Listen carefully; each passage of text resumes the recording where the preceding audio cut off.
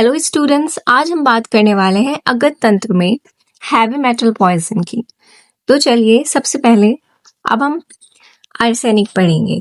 तो आर्सेनिक का mode of action बाकी सब की तरह ही हम एक लाइन में फिनिश कर सकते हैं कि इट इनहिबिट्स एसएच ग्रुप्स या फिर it binds to SH group. इतना हम लिख कर आएंगे और ये लिख सकते हैं कि डिसरप्ट सेल्यूलर एटीपी प्रोडक्शन। ये दो मोड ऑफ एक्शन में हम लिख सकते हैं। लेकिन कॉपर का एक खास मोड ऑफ एक्शन होता है दैट कॉज हीमोलाइसिस। ये क्या कॉज करता है? हीमोलाइसिस कॉज करता है। इसके बाद फैटल डोज की बात करते हैं तो आर्सेनिक की 120 से 200 mg होती है, मरकरी की 1 से 2 ग्राम, लेड की 20 से 30 ग्राम। हालांकि लेड को क्रॉनिक पॉइजन के अंदर रखा गया है और कॉपर की 15 से 30 ग्राम फैटल डोज होती है। तो सबसे कम आर्सेनिक की होती है, ठीक है।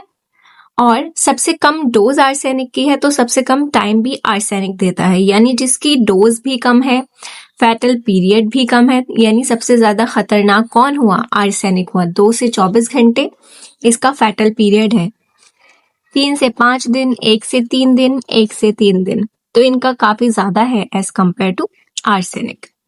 अब स्पेशल साइन एंड सिम्टम्स की बात करते हैं जो कि एग्जाम में पूछे जाते हैं कि इसके साइन एंड सिम्टम्स क्या हैं। जब आपसे एग्जाम में साइन एंड सिम्टम्स पूछे जाते हैं उसका ये मतलब है कि सबसे पहले आप उसके जो भी स्पेसिफिक साइन एंड सिम्टम्स आपको पता है पहले आप वो लिखेंगे, उसके बाद आप जनरल लिखेंगे ताकि उससे एग्जामिनर इम्प्रेस हो जाए और अच्छा आपका इम्प्रेशन पड़े। तो cholera like rice water stool इसमें होता है जो कि एक इम्पॉर्टेंट पॉइंट है इसका। गार्लिक ब्रेथ, एल्ड्रिच मीजलाइंस इज वेरी इंपॉर्टेंट। ये वाला ए से आर्सेनिक, ए से एल्ड्रिच मीजलाइंस याद रखेंगे। इसके बाद मरकरी में metallic taste. As we know कि चारों ही मेटल हैं तो चारों में ही मेटेलिक टेस्ट होगा, लेकिन मरकरी में सीवियर वॉमिटिंग होती है और ब्लडी डायरिया होता है, ठीक है। Empty means metallic taste. और जो लेड है उसमें होता है कॉलिक एंड कॉन्स्टिपेशन और एंसेफेलोपैथी इसका एक मेन सिम्टम है। इसके बाद कॉपर, ये तो बताने की भी जरूरत नहीं है, ब्लू ग्रीन वॉमिट इसमें होती है, मेटेलिक टेस्ट होता है और हमने इसके मोड ऑफ एक्शन में पढ़ा था कि हीमोलाइसिस होता है, राइट। हीमोलाइसिस होता है तो जब हीमोलाइसिस होगा तो हीमोग्लोबिनोयूरिया हो जाएगा, जॉन्डिस हो जाएगा, ठीक है।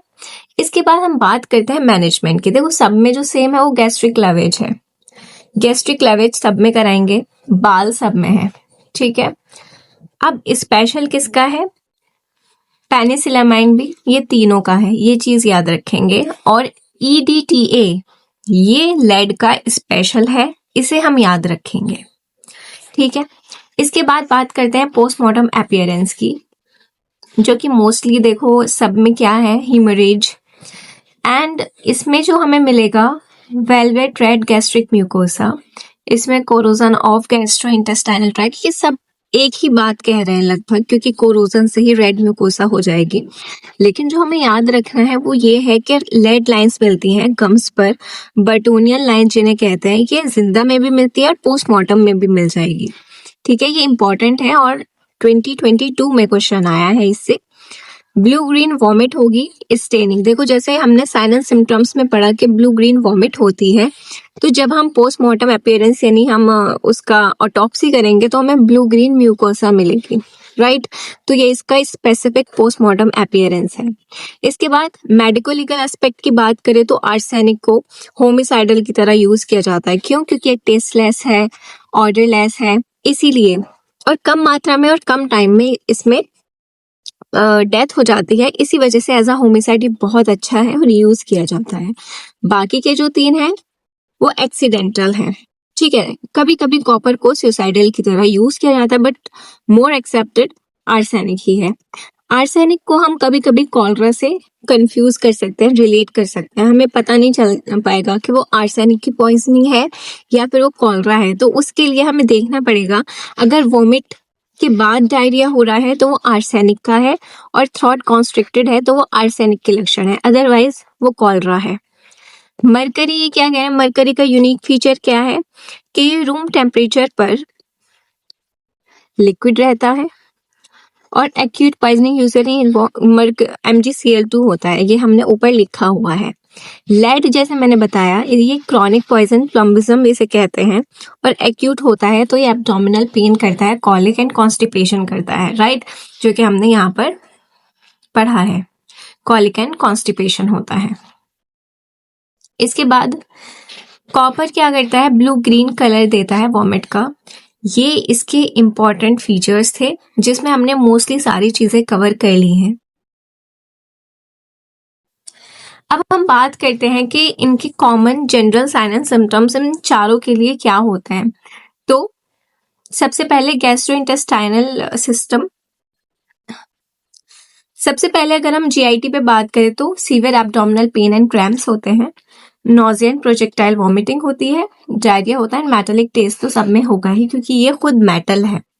न्यूरोलॉजिकल की बात करें तो हेडेक एंड डिजीनेस होता है, पैरेस्थीसिया यानी पिंस एंड निडल्स या फिर numbness in hands and feets, confusion, irritability and brain fog, in severe cases tremors and seizures. ठीक है, रीनल में क्या हो जाएगा, यूरिन आउटपुट चेंज हो जाएगा, या तो बहुत ज्यादा हो जाएगा या बहुत कम हो जाएगा, और उसके साथ साथ डार्क कलर यूरिन होगा। ये दर्शाता है कि किडनी क्या कर रही है, स्ट्रगल कर रही है टॉक्सिन को निकालने के लिए, फिल्टर करने के लिए, राइट। सिस्टेमिक, पूरे सिस्टम पे क्या दिखेगा, फैटीग, मसल्स का weakness and dehydration due to fluid loss. ये आप इन चारों में सारे साइन एंड सिम्टम्स कॉमन लिख सकते हैं। जब आप स्पेसिफिक साइन एंड सिम्टम्स जो हमने ऊपर पढ़े हैं वो लिखने के बाद लिखेंगे।